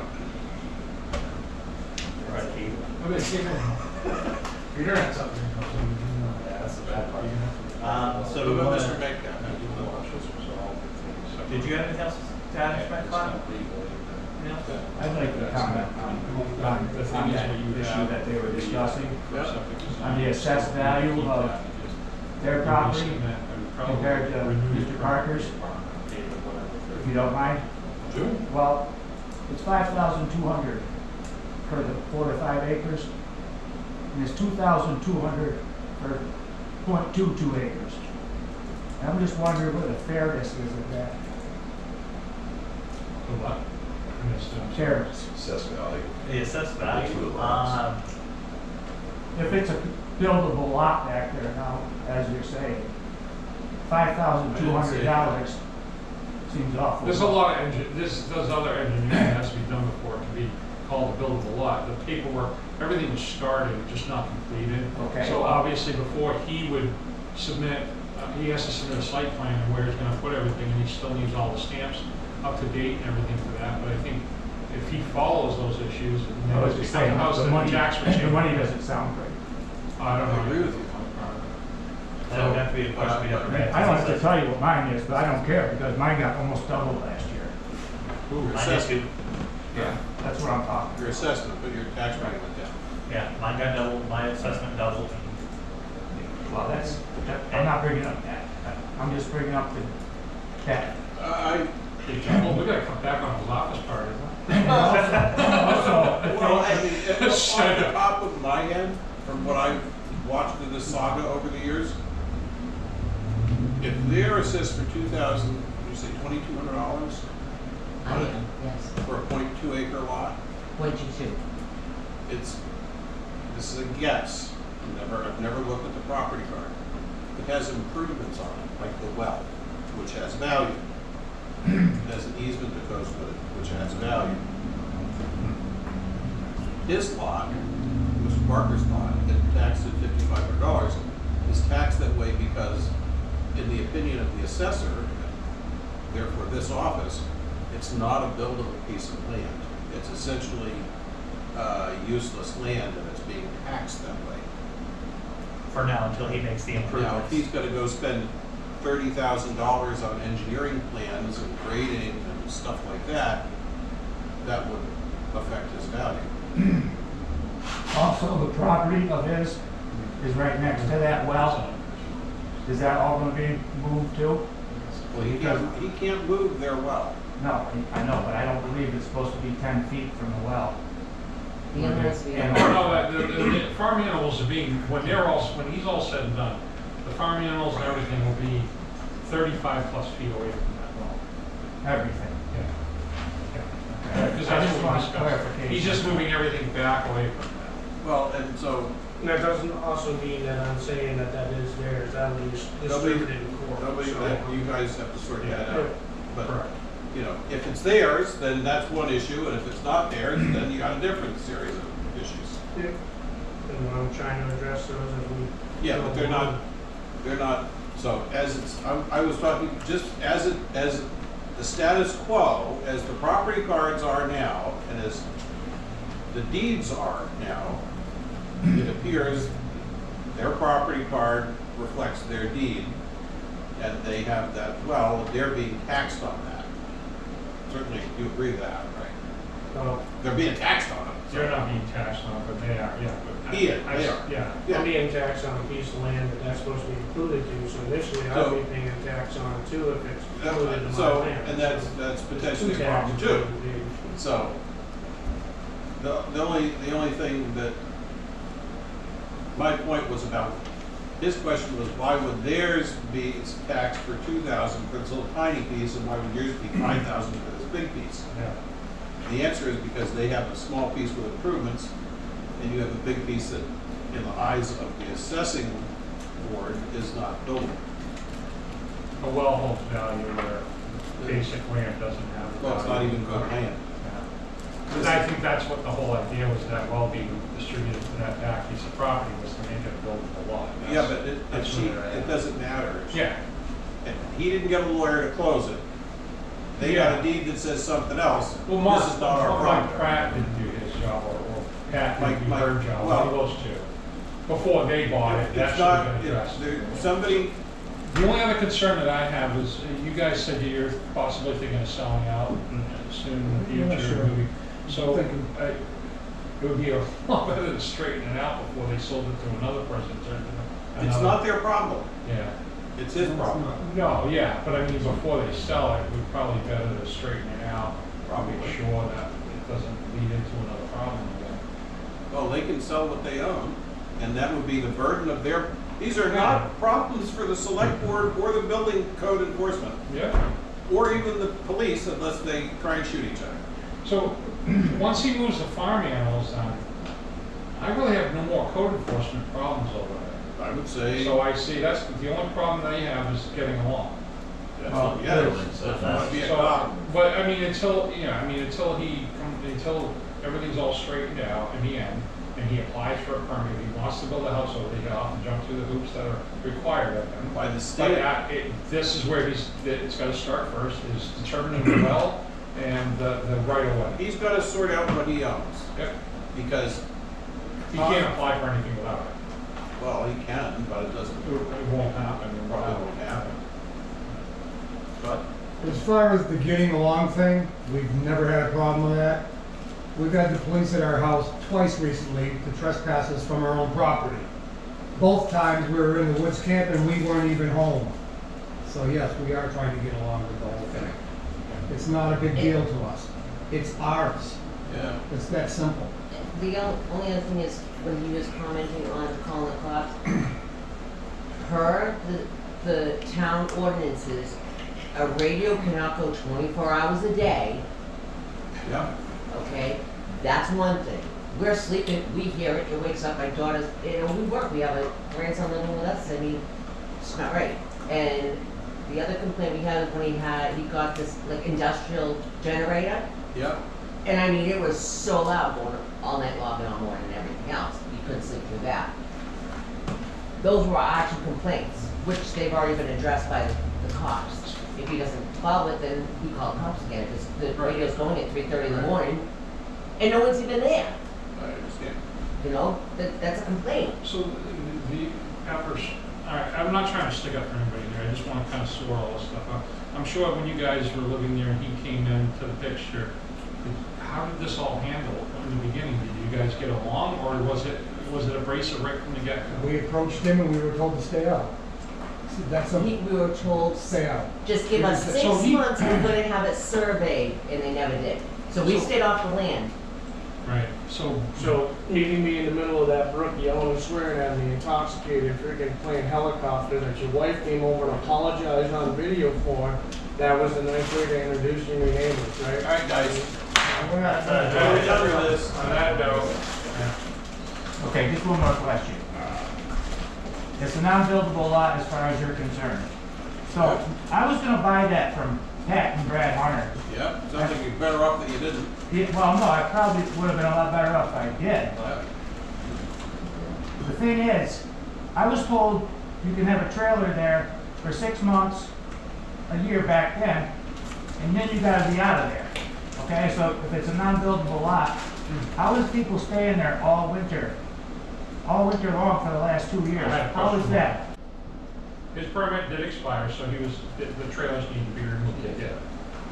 How do we handle it in Troy as far as, like, say somebody's gonna build a house, they wanna park a trailer there while they're building their house, can they file for a permit and have a trailer there? That's the only way you can have one. You get a So that's camper. why we do that. in Camper and Winchester. You trailer. can put a tiny house or a camper or something like You that have for a- up to you 1 have a- year. You have a camper. Well, in One Troy, year. it's 180 days. 180 days. All right, so you guys are 180, but you have a right to extend. Extended if there is circumstances like. If you're showing progress. Correct. Then you would be But more. if it's just because you failed to do your due diligence and get your plans and everything get going, I'm not We're in the same favor. way. We got a strict 12 months. You're done or not, the trailer goes. So. Or if you're there 180 days, and you say, oh, I like my trailer, I got my yard, I got my dog, I built the deck, it's all good. That's a problem. So the only way he can have another trailer back there is if he has an active building permit to build a house. No, he would need to come and apply for permission from this board to put a camper or trailer there temporarily. Okay. I'm Does just trying to that, clarify it. does that go from May till November usually, right? I mean, that's what I was told. That's the building. Well, it's not a non-buildable lot, so I don't know why that's being discussed. I've already got talking non-buildable, but I don't know that. We don't, there's, if he wants to build it and put a septic on that lot, and it's not a town issue, it's a state. Well, I'm talking about living there in a camper year round, or living in a shelter lot like that year round. Well, That's what, I mean, I was told, that's what they told me is 6 months you can stay there, and then you gotta get out, and then you gotta take all your stuff with you. No permanent structures. So if he has 180 days, okay, 180 days, no problem. If he doesn't do what he's supposed to do, after that 180 days, he's not allowed to sleep there. No, I'm picturing a teepee there. well, he doesn't have a, I don't He's not think, supposed to have the camper. Okay, no, so then he can sleep in a tent on the property after. I just don't know, I just was trying to get the rule clarified, because it sounded like to me, you get to stay there. Because a recreational property right now is what it is. He's only supposed to have so if he long. wants to go camping out there, we've never had this problem. This is all year. This is, It's not you camping know, when you live the there. guy, if he goes out camping there 4 nights out of 7, He's living there. I mean, Okay, no. And that's one of the things I'm Okay, so we shouldn't see any trailers back there.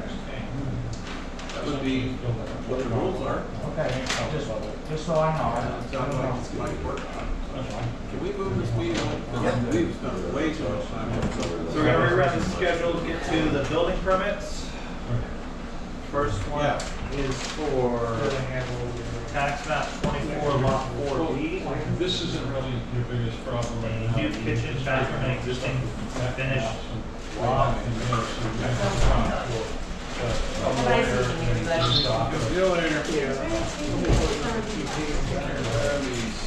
I hope you guys aren't offended, I just try to keep the town. No, actually, We have to everything be you even. said tonight was on 365 from what you told us. So that's the only thing that was confusing me. Oh, no, it's, Not yet. I'm just based on the information that I got from the previous owner, that's. We're gonna pass that, I'm skipping that one and going straight to the building permits. Sure, but we're trying to find the trouble. There we go. Yep. So the first one we have is a new kitchen and bathroom and existing finished loft and shop, creating additional guest space, Coleman Road. on Coleman Road, yep. I move that we approve the application number 2024-23. The fee is paid. Well, the fee is paid, That's something. well, the dollar amount's there, you're usually gonna pay the check list. Oh, all right. It's not the minimum electronic pay, we don't pay right away. So we make the payment. They should pay for it. So I would amend my motion to say it is approved subject to payment of any unpaid fees. I'll second it, but if you're adding a bedroom to that location. No, it's on septic. It's on It's well on and septic. septic, Curtis. Okay, so I never mounted And it. he's got a septic plan I here was just looking approved for by the that for you. state. So there is a septic plan approved by the state, that's first, or Dick said, so, Okay, I'll second it. all those in favor? Aye. Aye. Next, we have a building permit 2024-24 for a full remodel, replace electrical, plumbing, add 2 bathrooms, and adding decks under 200 square feet. Map 21 lot 1. I move that we approve the application as submitted. Yes. No setbacks, correct? Yeah. Yeah, this is their remodeling their house. Yeah, they're adding bathrooms. 2 bathrooms and decks under 200 square feet, which means they'll. So the decks still have to meet the setbacks, so that's. Yeah, there's this is the one where the decks are, they're right off the building. Keep renewing your barn one.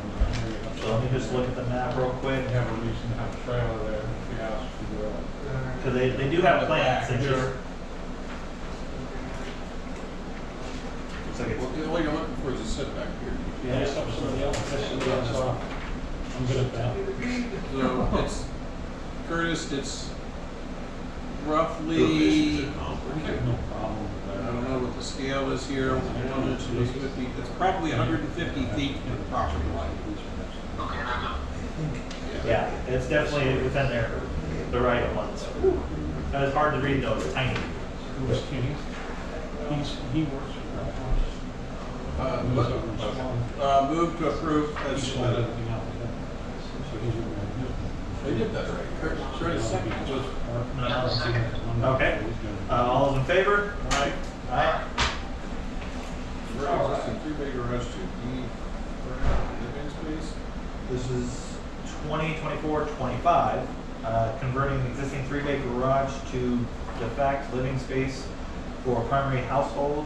This will include 2 bedrooms, 1 full bath, 3 kitchen and office One full space. bath, 3/4 bath, kitchen, office space, and that's at 269 Richmond Road. That's a well and septic, yeah.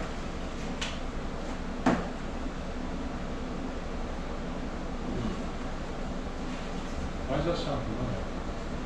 59 Richmond Road. Don't we have somebody with a camping trail up there or something like that? This is quite a bit, That's a mobile home. Was so it they're not mobile going home? outside their existing footprint. I move that we approve this as submitted. I'll second. All right, any further discussion? All those in favor? Aye. Aye. Aye. All right, now we've got building permit 2024-26, which is for new manufactured home on existing lot with existing power, water, and sewer. A 10 by 12 shed as well. Home is a 3-bedroom, 2 baths. And since we have you here, was this originally a 3-bedroom, 2 bath? Perfect, thank you very much. And I'm guessing the same. On Zillow, there was a 2-bedroom previously for those two. The 4 Garden Way. 4 Garden Lane and 9 Garden Lane or 6 Garden, whatever the 2 are. On Zillow, it says there were previously 2 bedrooms. So those have to go from water and sewer and get approved and sent to the state for approval because it's an additional to the water and sewer. Well, we can put it in the property card. That would- Those are the 2 pads on Garden Way that? Yep. Okay. Were those old units and you're just replacing them, or was those new lots? We're replacing all existing lots. Can you grab the property cards for these two real quick? Yeah, I think they had 0. Well, it How long would be, how long have they been empty? One of them was last year, one of them was well, it would be, maybe 2 years. it would be an old property card in the file, Jim. Go pull a paper file, you should be in there. What? On the wall? Okay. So Jeremy's going to pull the property card real quick. Okay. So, what am I supposed, what are we supposed Property card in the system says it's demolition, but if you go on to Zillow for their old property card, you go look at it, they said they were old 2 bedrooms previously. We're pulling the paper Curtis? cards. I would not, Zillow is the least dependable source of information Yeah. available on real estate. I wouldn't believe the damn thing. So, I think they originally had my house as a 3-bedroom, and I've got 4. they're the best marketed real estate place on the real estate site in the Yeah, they are. world, Yeah. but it's not about accuracy, it's about moving the suckers through. So, just saying. So we'll put that on hold for a second while he goes and pulls his cards. Yeah. The next What- thing is liquor just commission? letting us know that Royal Spice they put in an application for restaurant beverage, wine and liquor under RSA 178.21. They're just letting us know that they put in one, and if we'd like to make a comment, or if we have any worries or issues or anything with it, I don't think we do. Lips that touch liquor will never touch mine. Do you have any issues with this one, Curtis? No, they have them before, I thought. Yeah, they did under the previous owner. When you change owners, you have to change or get a new license and all that. It's quite a fun process, I've heard. So that's just letting us know about it. The next little thing on here is the New Hampshire DES grant funding disbursement for the projects. They need our official yes on it.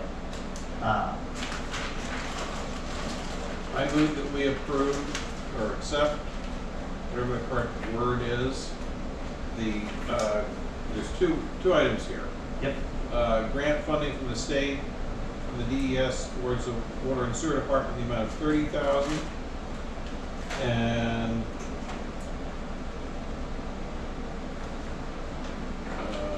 grant funding in the amount of, well, One's for disbursement requests is for $6,000. it's just the disbursements that were approved. Yep. Yeah, you're doing insurance.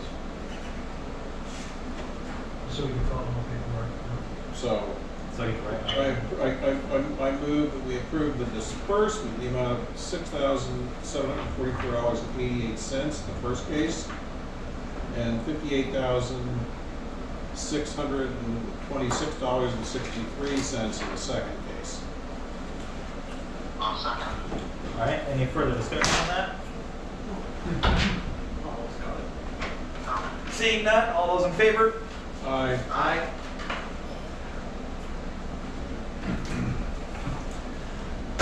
All right. Next quick thing on the agenda is the delegation of deposit authority forms. Basically saying that. Sarah can go to the bank. Yep, Sarah can go deposit. It's really for a whole list of people, I just gave you one copy. But it's for all the PD members, it's for me in case I ever have to do with it.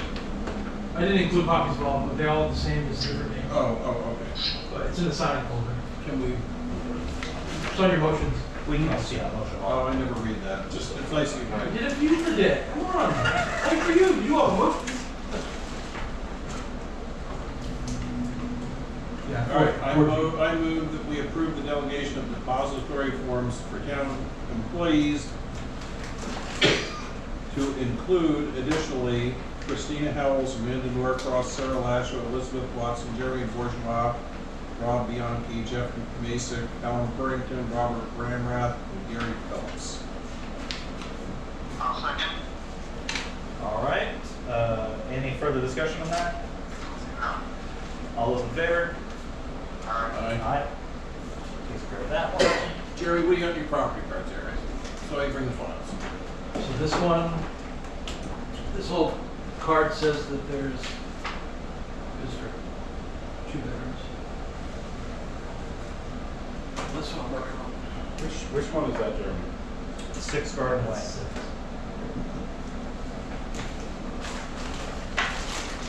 Is that an old What are those two? one? I thought those were 2 and 4. 4 and 9.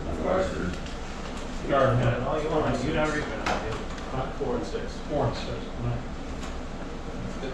Well, this is where I wonder if it's one of those, as I mentioned earlier. So the other one just signed off on the real one. This one says 2 as well. So we can approve them, but we have to send it to the water and sewer department for the final approval from them. That one says 2? So this one It's for definitely a 3, but, 4 Garden Way, the property card that was printed in 2018 yeah, says 2. for 4. Huh? Did you say 4? Yeah. Okay. And this one was printed in March of this year, same property. And where it says bedroom, it says 3, and somebody Xed them all out, it said delete photo building. Which means they were deleting it, so. But this says 3, that says 2. So that So would, we go off the newest one then. this says 3. So that's a 3-bedroom. So 4 Garden Way would be okay. This one says it's a 3-bedroom. I mean, I didn't keep going back, so I don't know if the previous card, I just stopped working on it. So yeah, 3 of 24 says three-bedroom dwelling. Yeah. This is three-bedroom. So they both say, so you'd be good on the water sewer aspect of it. You need to make sure these cars get up there properly. Yeah, why does he, well, you can't go by zone. No, I know, I'm not, trust me, I know you can't go by You Zillow. can't go by Zillow. One of them was one of our renters, so I know that was a three bedroom. You got six, this is Four was one of ours, six was Right, we one of pulled up ours. the old property. We tore it down Yeah. after they left. What's a three-bedroom? Right. They're both three-bedrooms. Right. Yeah. That's what I said in the And they show pictures of everything from realtor.com and Zillow and Yeah, but they weren't ever listed. The count, the bedroom count for the town was done from the tax cards, so. Right, yeah. For the water. I just, What I it is. can't. They didn't do it from Zillow, so. Yeah. They did it from the tax cards, that's what it says. That's Zillow what it is. says all over it, you know, if you look at it closely, it says, yeah, we put this up here, but we're not saying this real. So I move that we approve the building permits as submitted on 6 and 4 Yeah. Friday. Article 8, non-conforming uses, structures and lots. Paragraph A, number 1. When any existing non-conforming use of land or buildings has been discontinued for 1 year, the land and buildings shall thereafter be used only in conformity with this ordinance. It's a mobile home and a mobile home park, it's a. 1 year. But it's still a It's mobile not, home park. it's not in conformity. The mobile home park It's is. not conformity with zoning. It It is. is, it's a mobile home park, and No, we're mobile home- replacing homes in a Right. mobile home park, so Yeah, we don't need to go down this road. yeah, but. So, I'm under, I just want to clarify, we're under the understanding that I don't know what the issue is with the water and sewer department, what's going on now as far as are they gonna fix it? To give the water rights? At and some everything? point. Okay, so whenever it changes, if a mobile home changes from a 2-bedroom to a 3-bedroom, does that need to be, that needs to be It noted? needs to be Right, noted but this to the water isn't, sewer this, department. there is no change up. This was a 3-bedroom. Okay. It's on the books as a. Oh, yeah, all right, that's, I just need Was, clarification. if it was a 2, and he wanted to go to a 3, Then he has to go through with water sewer Curtis's point, then he has to go to water and sewer. department. Okay. But he doesn't have to because it was a 3. Depending on which card you looked at, you. Well, Well, that's what I was saying, I was Yeah. gonna collect serial numbers, because, I mean, the last one I just did for the Woodland one, I put the serial number of the new mobile home on the bottom of the Yeah, the card, so that way you guys have that information. well, this goes back to the whole thing about tracking these things and whatnot, so. Yeah, that's a good Likewise, system. if it went from a 3 to a 2, Two, it would then you free pick up a up, room. you would pick up a bedroom. Correct. So the water department would also need to know that. Yeah, yeah. All right, so I'm ready to vote. Yep. Had a motion, second. Yep. All those in favor? Aye. Aye. Curtis, abstaining, denying. I am sorry to harm you. Yeah, unmute What- yourself what- fast, my friend. You're giving these three to Jim? No, so you can sign it. And then we can get Why it. would I sign? Because you have to sign this white page. What's that? It's that white page. Oh. Okay. And then when Curtis gets back, he gets to sign it as well. He doesn't need. It's like after your job's assigned and stuff, right? My job? It's Selectman's job. Somebody's job. He just gets the green one, right? TJ gets yeah. extra signings.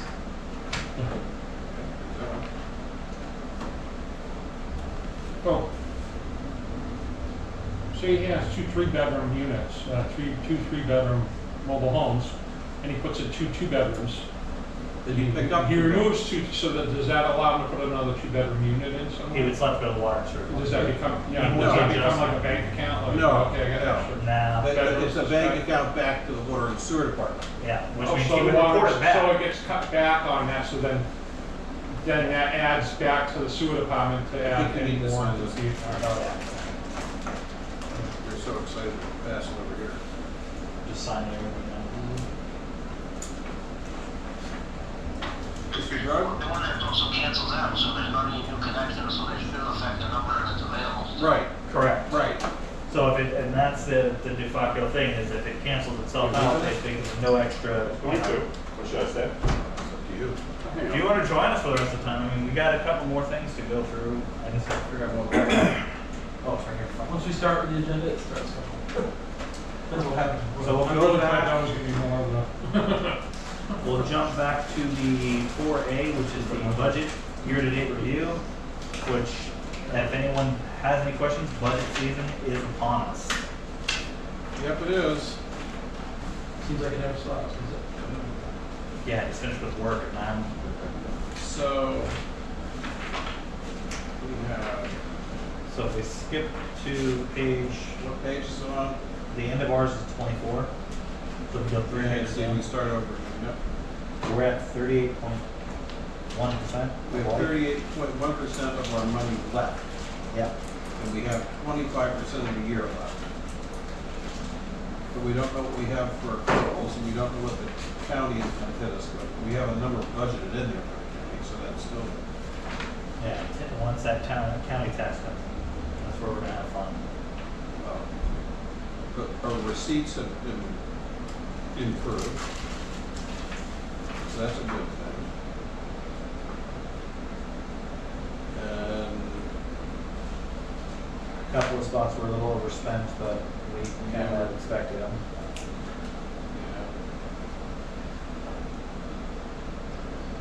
Jeremy, when you post the minutes, you post these updates with them, right? Well, usually like You should. that. You want the budget? Yeah, this, you should post the year-to-date on this, so if he's sitting home in the anybody, Makes sense. they can, because to just watch the minutes and say, oh yeah, we're 38%, that's not nearly as helpful as being able to look at it and say, oh, look, we have 98% less left in animal control. Oh, wait, we're way overspent on, you know, we're overspent on. Computer services. Safety equipment. Yeah, so. So many different ones. Computer You know, services. and you go, oh my God, we're 203% over, and then what was budgeted? $100. Oh, okay. And we spent 303, so. Or like the ambulance service for the telephone line. $1 budgeted, Right. $168 That's a spent. savings, that's. Right, so you're 16,000% over the spend or something. And it also might help people understand when we come back and look for money for things like the 78 Mac repairs, which is a line, but not really a thing we do. Or the 85 GMC utility truck, they have the opportunity to have a better understanding of what the money's being spent on. Or the fact we think about like post office boxes. Everyone needs them. This year, for the fire department, they're overspent by $8, so we'll have $8 this year. Right. 10% over budget number. So, And I'm guessing that's probably gonna be the rate for everyone for PO boxes. I would assume. So I don't have any other questions about that. Nope, just fun, little light reading while you're sitting on the toilet at home. Could. Probably not comfortable, but don't flush it, please. Pretty quiet. Yeah, please don't flush it, that does not work for our system. Yeah, they find a lot of surprises in there if you don't want. Yeah, I'll go over that in probably a minute. Next is,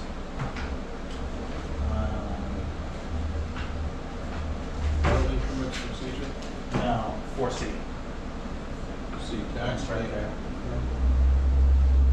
So we can say the map and lot, what is for, map 11, lot The 15. assessment was incorrect, fixed by Avatar. This is the difference. Yep, so we're I fixing move that we approve the tax abatement for 65 Biglow Hill, map 11, lot 15, the amount of $127.01 to be paid to the owner. I'll second. All right, any further discussion? All those in favor? Aye. Aye. All right, that finishes up all of the beautiful new business. Did you have something written for 4B or? I do not. Okay. But I'm glad we had tonight's discussion Yeah. because I think we need to add, we're gonna add a step to it. Did you want to go over that stuff or not? Well, we've already beat this thing up here for an hour, right? I mean, it's the sequence of events as it sits as of right now is someone wants to apply for a building permit. They come into the selectmen, whether it's a solar farm on West Hill or a trailer in the trailer park. They fill out an application, either in person or online, and it comes to the selectman's office. If it's something that requires, Complete though. excuse me? It needs to be complete. Incomplete, well, they fill it out and submit it, and then it's reviewed for completeness. And if there's a set of plans involved, there's new construction involved, then it would be referred to Mike for review, and then based upon his review, it would either come back to the select board, or if it's something that is required to go to the planning board for a site plan review first, it would immediately go to the planning board.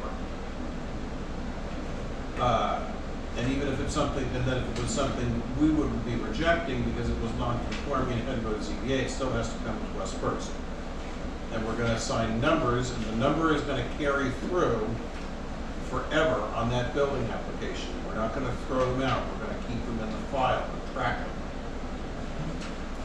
So as long as there's a file, there's a permit filed, a copy of that permit's gonna be in the selectman's file. And while it's often planning board land or ZBA land or Mike land, there's still gonna be one in our file. And then after that, it's just the approvals process, and I think we're good. Does it make sense to everybody? Yep. Okay, I'll try and write that so it makes sense, that it's right. All right? Someday they'll be in a happy file together. One of these days. So, on to old business, town hall window replacement quotes. All right, we have a winner.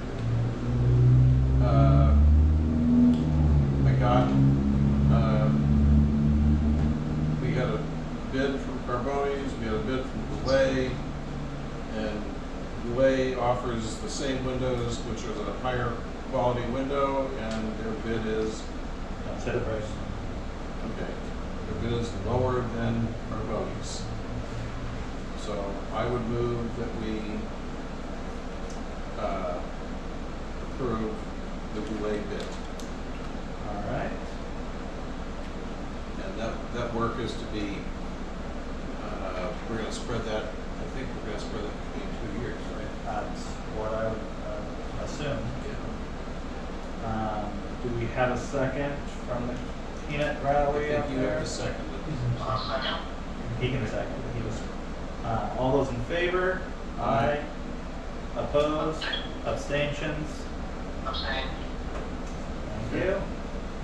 Motion passes. All right. Next one is mine for the Record Retention Committee. I have spoken with a couple of the people we discussed adding to it. One agreed, the other one still has to think about it. What's it supposed to be, the department heads? It's either department heads or those who Or are, their designee. or the designee, yeah. So we were recommended that one of the people we use helped build teams, so they would be really good. So that one person is still thinking about it, but I believe he will agree to it in the end, Okay. which is nice because he has the background in it. Yeah. And then once that's done, it'll basically be myself, the town clerk, tax collector, Chrissy, that person, and then one other department head who also answered yes or no. But I'm hoping to get an update before we get too far in the budget season, just in case we need to up our request for office supplies. I've been keeping an eye out for more fire safes. There's actually one in Portsmouth for free. One of the nice ones we have in the office. It's not pronounced Portsmouth. Portsmouth. Just, even I could get that one. It's kind of funny when Huh? that is funny though. Enunciation. It's funny. Oh, if you ever really want to get, if you're bored, go on YouTube and look up like mispronunciations of mass towns and stuff. Oh, I do that Yeah, for fun, instinct, right? Yeah. Every single, They do New Hampshire too, it's kind of fun. Well, you know why Spofford Lake is Like called, Windham, nobody wants a Windham. Yeah. you know why Spofford Lake is called Spofford Lake? Go on. Because the people who lived there were named Spafford.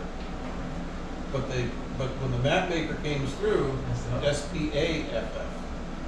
But when the map maker came through, because of their heavy accent, he understood to say Spofford. Oops. So he put it O. You just suck. Well, it's like Ashwell. It's not spelled Ashwell, it's spelled Ashwell. You're like, oh, you're a tourist. Go all day long. I just got here. A Francophile Indian name. Peabody, Worcester, like. Oh, yeah. Worcester? Worcester, yeah, you get a lot of truck drivers. We go to Worcester? Never heard of it. where are you going? I have no clue anymore. Anyway. You ever been to Peabody? PBD. Peabody, yeah. Let's see. Golden banana. So on here is still to reschedule the town road street public hearing. Yes, I think we need some support from the Department of Transportation. So I emailed them the initial request, one of the individuals that was here. And I Yep. sent another email to follow up, I haven't heard anything, so I'm gonna call him. Okay. I'm sure they'll get into this once he gets. Well, it involves them. Right. So, you know, part of this discussion is to make Prospect Street one way up the hill and leave it that way. That's what they've asked for, because, and I think by common agreement, where your building is, it's too tight. And, you know, if we're blasting, are we blasting? I mean, nobody wants to do that. It's just not worth out. So it's reasonable to have that first 150 feet is two ways, so everybody's got in and out of access. And then just leave it one way coming up. And then you slide, because the entrance from Prospect Street onto 12 is less than ideal. Yeah. Is that what I know they talked about making it one way during bridge construction. We're talking about like leaving it that way. Oh, okay. Yeah. And then. It is dicey coming up over the hill. Huh? It is dicey coming up over It the is. hill. And at this time of year, it's maybe not so bad, but you know, in January. Yep. And the other one is Depot Street. I almost stopped and took a picture yesterday where some lady had her Honda parked at the stop sign. She wasn't in the car. She'd clearly gone shopping or something. Happens every day up front of town hall. Like, That's weird. Well, that actually makes more sense than over there. that doesn't make sense to me. That's because you're not from here. I parked, I put my front wheels on the stop line at the top of Depot Street, and I had a really good view of the front door of the Helping Hand.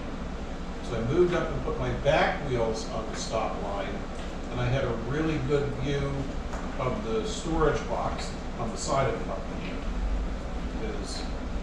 It's a complete, you literally have to pull into the road to see what's coming down High Street. You know? So, you know, and I've noticed, just from sitting on my front porch, I've noticed more and more people going up Prospect Street and making the turn at High Street. Because even though there's no stop sign there, and we're not putting one there, you have a great view, a really good view, relatively speaking. You can see 200, 250 feet up High Street from the stop sign. So that's a much safer intersection. So if you thought about a date besides waiting on. Well, I think we've got so much on our plate. I think it's probably something we should at least move to the first meeting in December. Because then the election will be over, and then budgets will be pretty well done, or we could put it to after the new year. But I know that I don't have time to devote to it. I mean, we don't have to decide on anything. I don't want to change the date again, so. No, I get that. Well, maybe we could get some input from DOT. Yeah. And, Yeah, I'm not calling them. and see when they can help us, or spend 10 minutes and, Look at it, hurry up. So. yeah. So, we've got enough time on that for me. All right. So to be determined. Yeah. To be determined. Indefinitely postponed. Just a couple more. The last part of the deed from the original for that camp from 1947. I sent that to it describes the well property with that quitclaim deed. And then I also sent you pictures of the thing that we should probably talk about after. When we go off camera a little bit, talk about something. That's fair. And I sent you pictures of. Well, non-public. Huh? Non-public. Non-public. Okay, well, non-public. All right, so now we're on to the consent of the agenda with the recent manifests.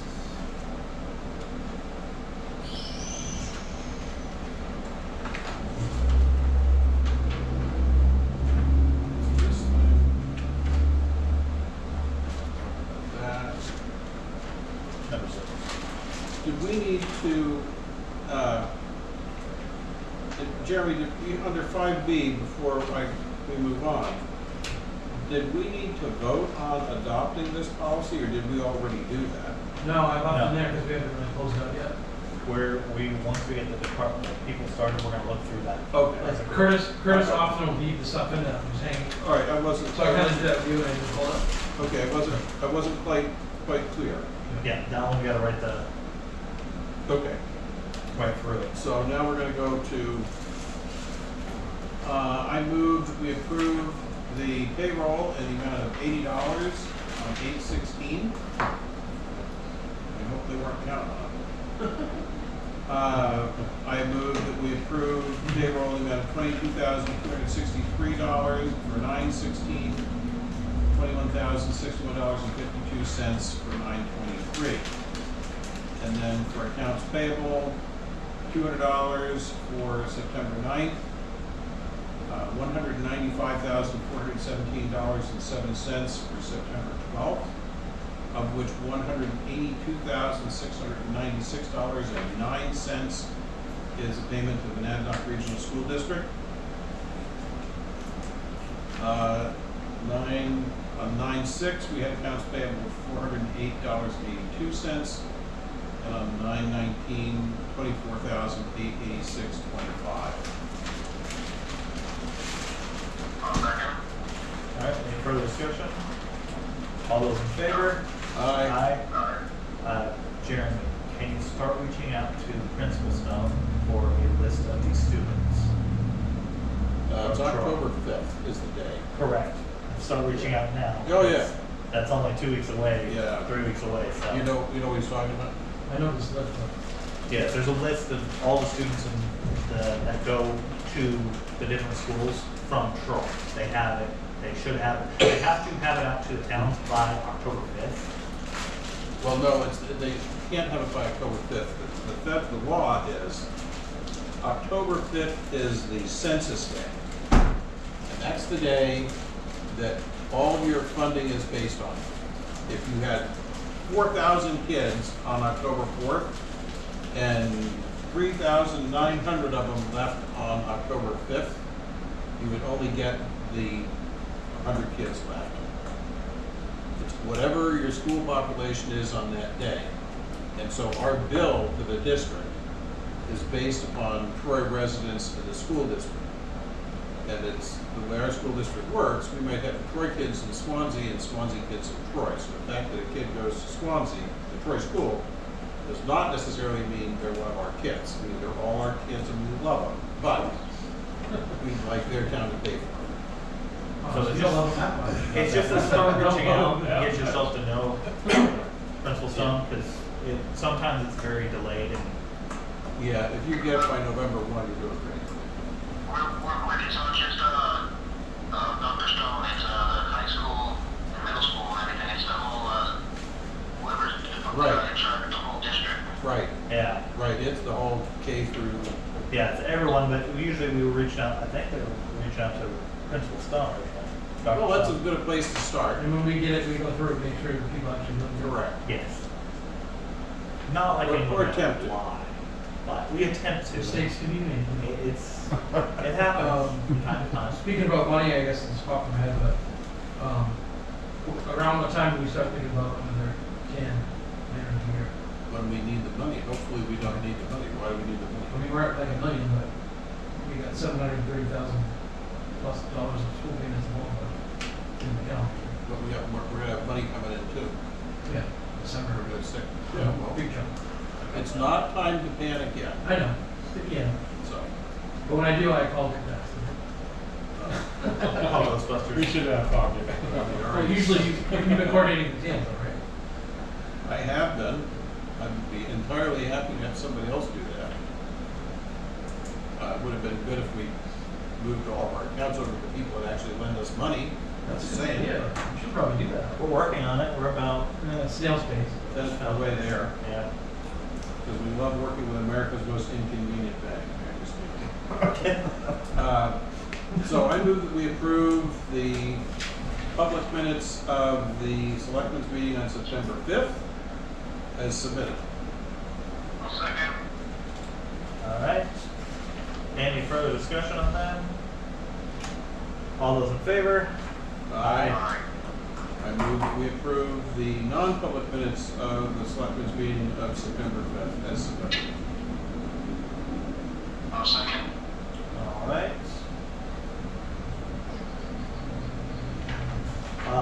Any further discussion on this? No. All those in favor? Aye.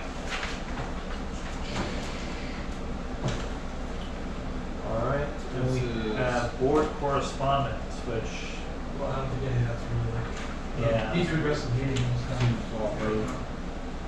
basically, Mike, That's I not took all your notes and your invoices and put it in a document so they had it. Yeah, that's. I like that you do that, Yeah. it helps everybody. Oh, yeah, that way it breaks down what the bill is So, for. and They then normally it like see that, explains. 'cause we pay the invoice, but I Yeah. thought it The made sense. administrative report is 7. yeah, I have a quick question on one of the items. Do we have anything back from the Historical Society? We sent that over. I just wanted to know. I know that I spoke with, Kim sounded optimistic that they would have replied. yeah, that's who I spoke with, and she said that we should. She said the letter was the best way to do it. I said, okay, do it. Yep. All right, on to you. Okay, last meeting I mentioned the New Hampshire Municipal Association Conference, which is the end of October. Most towns and administrators or board members are out there.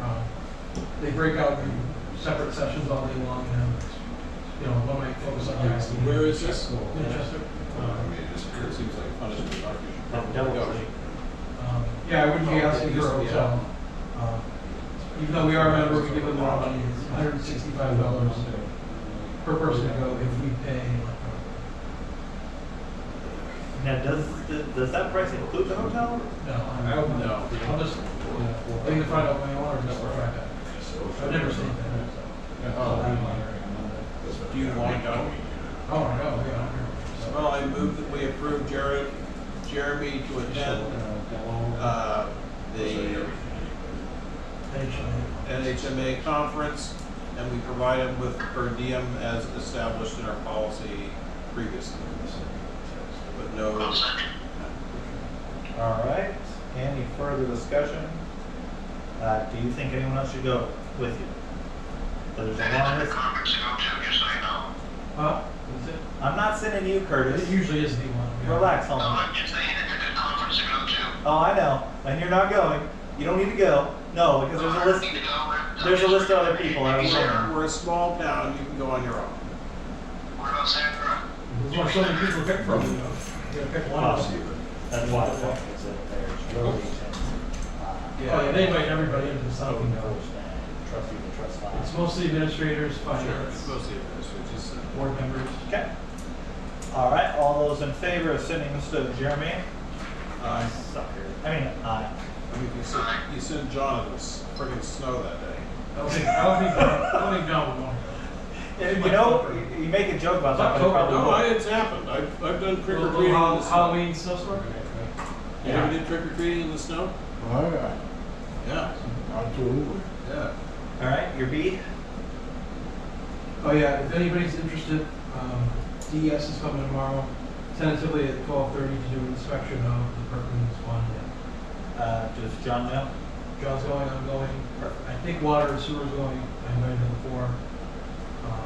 And then Kyle Smith wanted to know for conservation. And he happened to email me last night about it. I said, well, or this morning. I said, well, it's tomorrow, so I don't know if he's going on. Okay.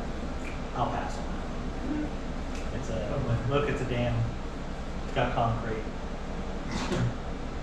It's precedence All right, so our next scheduled meeting, which we need to move. Yeah. It's October 3rd. We can't have two people calling in, because I will be out of town, and I believe Curtis, you'll be out of town, correct? Yeah, I'll be out of town too. So do we want to? What's the Monday, the 4th, 5th, 6th, 7th? What's up? Yeah, the 1st or the 7th, or, yeah, the 1st or the 7th. First is a Tuesday. Or Monday. Budget meets the 30th, so we will be meeting October 7th, right? Okay, because budget meets on the 30th, and then that one is supposed to be the first one where we meet with, I believe our first victim for budget is water and sewer. To meet Sure, with they'll us. be happy to meet sooner or later. Yeah, so, Oh, so we're meeting 7th for budget? no, water and sewer meeting with the selectmen. Oh. I believe it's supposed to be the 3rd. I'm not 100% sure, Well, I believe it's. So we know the 3rd's not happening, so you want to do it on the 1st, you want to do it on the 7th? I'm not here that whole week, basically, so it'd have to be the 7th. You can't do the 7th. No, the 7th is when I can. Oh, okay, let's do the 7th. Curtis, does that work for you? Monday the 7th? 7th works for me. Okay. All right, so we will move that meeting to Monday the 7th at our usual time, 5 p.m. here at Town Hall. 5 p.m., Yep. Yes, sir. 7. Same time, same station. Same back. No Batman? Same station. All right, and I believe we do need non-public tonight, correct?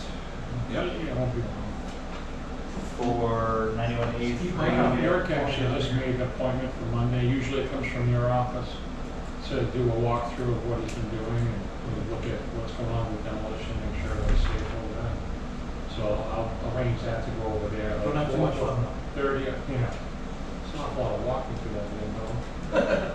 So for like 4:30, I'll go do a walkthrough, see what's been going on. Because he said he hasn't been doing anything since December, so Yeah, just demo there it. shouldn't be a lot of changes since we walked through with the fire marshal. It's all Demolition. The demolition, right? I'll just see As what's far going as I'm on reading with that, that. make sure it's secure. All right. So I move that we go into non-public under RSA 91A3, Roman numeral 2. L. All right, roll call vote. Dick? Aye. Curtis? Second. Oh, yes. All right, yes. Now roll call vote. Dick, yes. Yes. Curtis? Yes. TJ, yes. All right. Thank you, Facebook world. We have a